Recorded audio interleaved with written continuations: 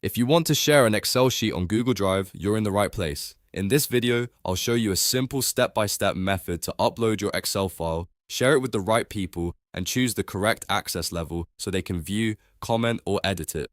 This is perfect for school projects, office work, team collaboration, or anytime you need to send a spreadsheet quickly and securely. If this tutorial helps you, make sure to hit like and subscribe for more easy tech guides. Let's get started.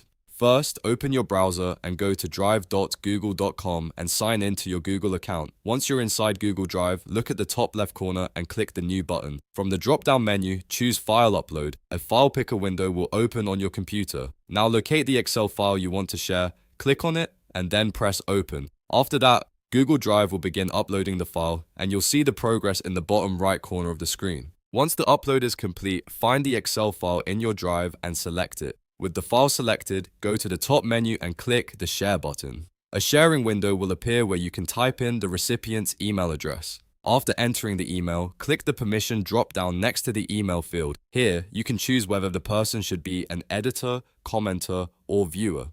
If you want them to make changes to the spreadsheet, choose editor. If you want them to only leave feedback, choose commenter. And if you only want them to see the file without changing anything, choose viewer. Next, make sure the Notify People box is checked if you want Google Drive to send them an email invitation automatically. After that, click Send to share the file directly. If you prefer, you can also copy the shareable link and send it manually through chat, email, or messaging apps. And that's it.